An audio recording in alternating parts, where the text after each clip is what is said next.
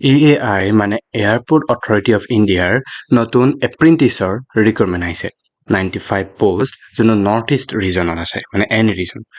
তেতিয়াহ'লে ভিডিঅ'টো শেষলৈকে চাই থাকক যদি চেনেলটো নতুন প্লিজ চেনেলটো ছাবস্ক্ৰাইব কৰি ল'ব কাৰণ মই ইয়াত এনেকুৱা টাইপৰ ভিডিঅ'ছ আনি থাকোঁ আৰু যদি ফেচবুকত চাইছে প্লিজ পেজটো ফ'ল' কৰি লওক এতিয়া চাওক অৰ্গেনাইজেশ্যনটো হ'ল এয়াৰপোৰ্ট অথৰিটি অফ ইণ্ডিয়া আৰু পষ্টটো হ'ল এপ্ৰেণ্টিছ যোনে নাজানে তেওঁলোকক কৈ দিওঁ যে এপ্ৰেণ্টিছ মানে হ'ল আপোনালোকৰ ইণ্টাৰ্ণশ্বিপ টাইপৰে 1 বছৰীয়া মানৰ এটা কোৰ্চ কৰাই যোনটো ফ্ৰী কোৰ্চ নহয় মানে তেওঁলোকে আপোনালোকক পইচা দিব তাৰ বদলি ঠিক আছে মাহিলী মানে পইচা দিয়ে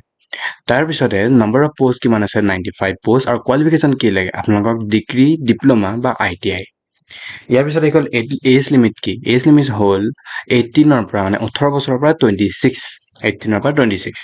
তাৰপিছত কোনো এপ্লিকেশ্যন ফি দিব নালাগে এপ্লাই কৰিবৰ কাৰণে আৰু ইয়াত কোনো মানে ইয়াত ষ্টাৰ্ট ডেট হ'ল 7 জুলাই আৰু এণ্ড ডেট হৈ গ'ল 28 জুলাই তাৰিখে যদি আপোনালোকে এপ্লাই কৰিব বিচাৰে তেতিয়া মোক কণ্টেক্ট কৰিলে হ'ল এইটো মোৰ ফোন নম্বৰ মই ধুনীয়াকৈ এপ্লাই কৰি দিম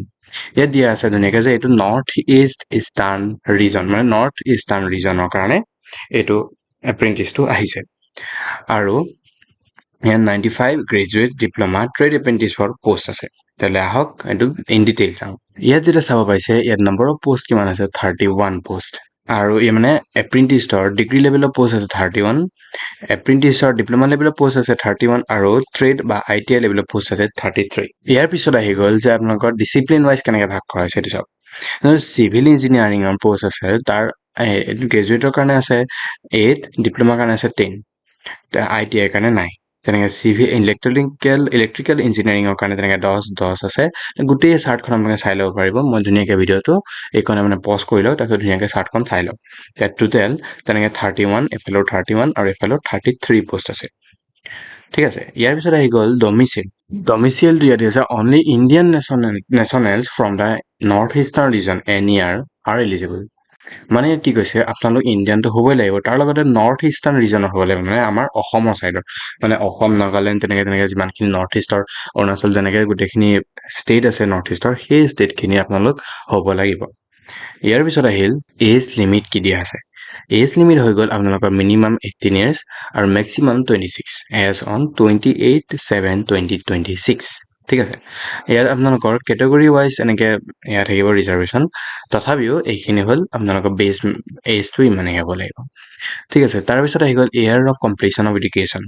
কোৱালিফিকেশ্যন কেণ্ডিডেট পাছ ডিগ্ৰী বা diploma in 2024 or after 2024 are eligible মানে কি কৈছে আপোনালোকে যদি ডিগ্ৰী কমপ্লিট কৰিছে বা ডিপ্ল'মা কমপ্লিট কৰিছে কিন্তু আপোনালোকে 2024 বা 24ৰ পিছৰখিনিহে এপ্লাই কৰিব পাৰিব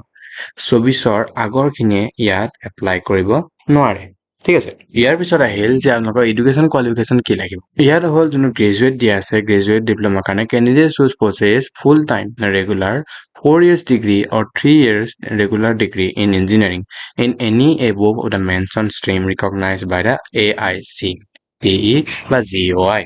মানে ইয়াত কৈছে যে আপোনালোকে ফুল টাইম ৰেগুলাৰ 4 বছৰীয়া ডিগ্ৰী বা 3 বছৰীয়া ডিগ্ৰী কৰিব লাগিব মানে 4 বছৰীয়া ডিগ্ৰী কৰিব লাগিব নহবা 3 বছৰীয়া